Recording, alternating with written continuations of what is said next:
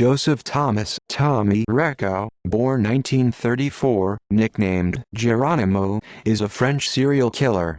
He was sentenced to criminal imprisonment in 1962 for murdering his godfather 2 years earlier.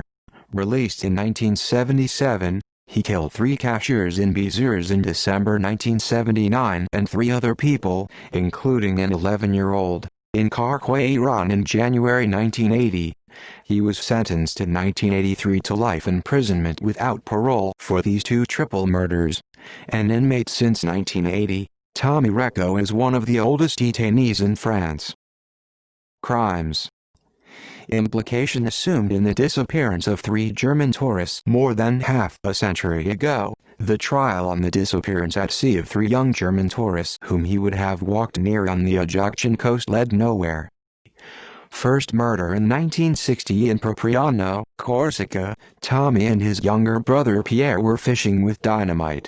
Suddenly, they were spotted by a marine guard, Casabianca, who happened to be Recco's godfather.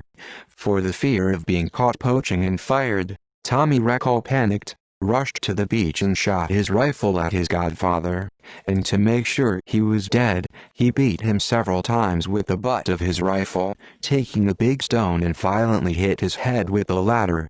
Once back at the boat, Tommy refused to explain himself to his younger brother, who saw blood on his hands and on the rifle. Propriano police went to the beach after discovering the body. They found green debris near the corpse, suggesting it came from the butt of a rifle. This green debris could come from a rifle belonging to fishermen or poachers, according to the police.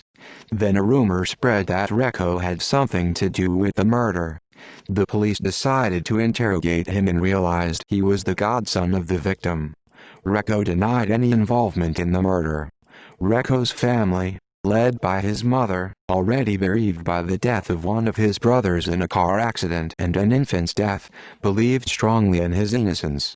But a few months later, Pierre, Tommy's brother, denounced the latter to the police by stating he heard the cries of the godfather on the day of the murder. Recco was questioned again and denied, but after several hours confessed to being the perpetrator of the murder. He said he did not want to pay a fine because of the dynamite fishing practice, and he totally snapped. He rushed to the beach to kill the sea guard. Following his confession, Recco retracted it. His trial took place on December 8, 1962. Sentenced to death but pardoned by Charles de Gaulle, his sentence was commuted to life imprisonment. He was released in 1977. Triple murder of mammoth cashiers. During his incarceration, Recco learned that many dramas had affected his family.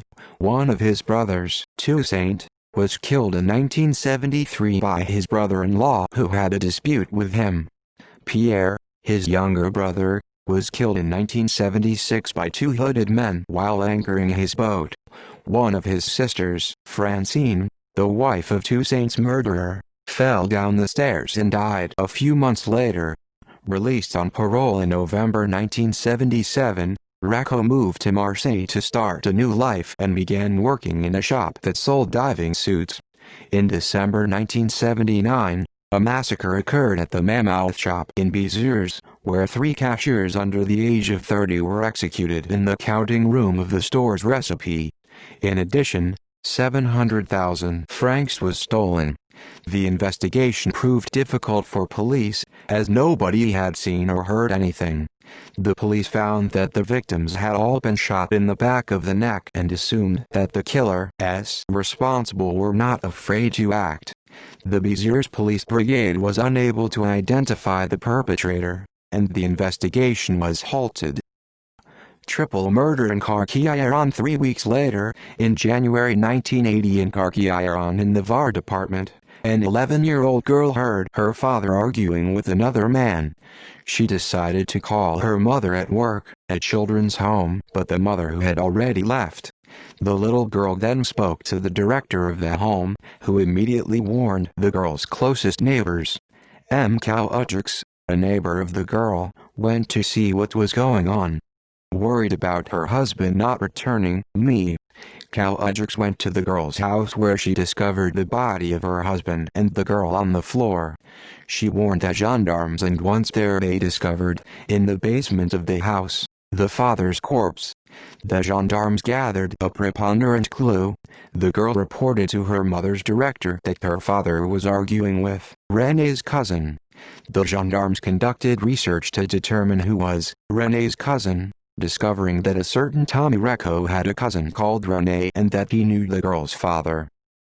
Investigation immediately arrested. Recco denied every accusation, and the gendarmes who questioned him were obliged to let him leave.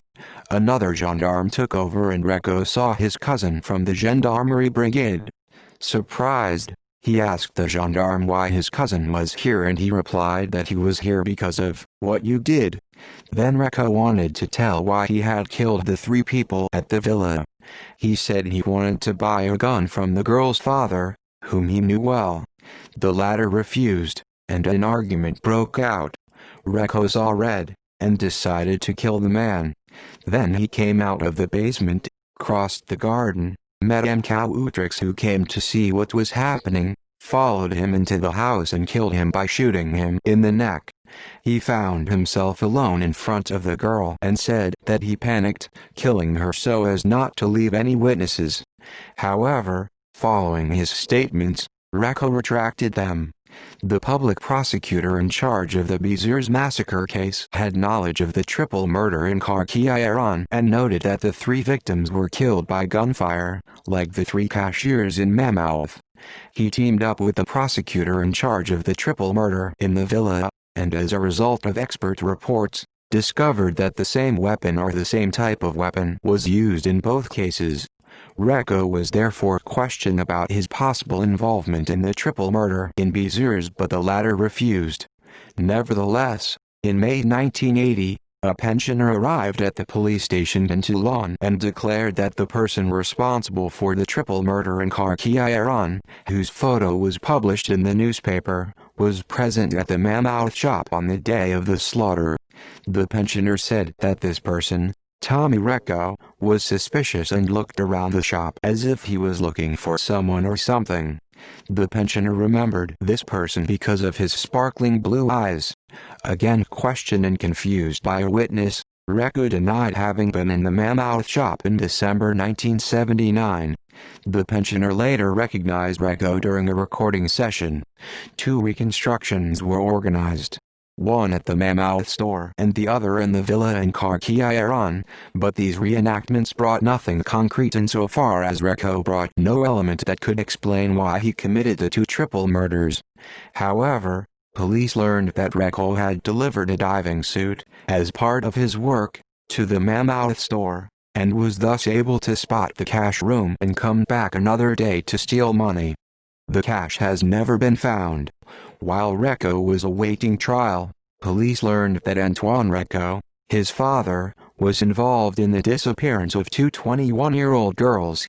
In early 1982, rumor has it that Antoine could have been involved in the disappearance of 2 French tourists in September 1981. The police decided to question him about the missing girls. Antoine Recco denied it, but other police found on his boat the swimsuits belonging to the girls. He recounted how he had met these girls, taking them on the boat for a ride, but when he tried to seduce them, they resisted his advances. He strangled them, weighed them down and threw their bodies into the sea. Antoine Recco was sentenced in August 1986 to life imprisonment for these 2 murders. He was released for medical reasons in May 2010, and to this day continues to live in Corsica. Trial and imprisonment. Recco's lawsuit opened on June 6, 1983. Mama Recco, as Tommy's mother is nicknamed, and his wife, Chantal Recco, were the only 2 who believed in his innocence. During the trial he continued to proclaim his innocence. He was interrogated in particular on the motive for the murder of the girl's father in Iran. Recco still recognized his impulsive side that probably led him to kill his godfather 23 years earlier. Psychiatrists were asked about Recco's mental state and they said that he was completely sane.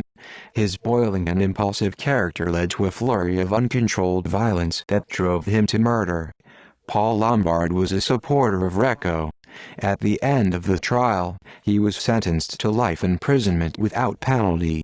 Recco is serving his sentence in the prison at Borgo, Haute-Corse, and is one of France's oldest prisoners. After numerous requests for parole and suspension of sentence for health reasons, all of which were rejected, he filed a new application for release under electronic surveillance in May 2017 but did not obtain it. TV documentary Recco was featured in La Malédiction des Recco, broadcast in December 2010, and Fates Enter L'Accused, presented by Christophe Hondelotte on France 2. See also List of serial killers by country. References. External links: Julie Quilici Orlandi, Détenu Grave Borgo, Tommy Recco voudrait retrouver la liberté, Course Matin, December 1, 2012. In French, un des plus anciens détenus de France va demander sa libération conditionnelle, Midi Libre, March 26, 2008. In French,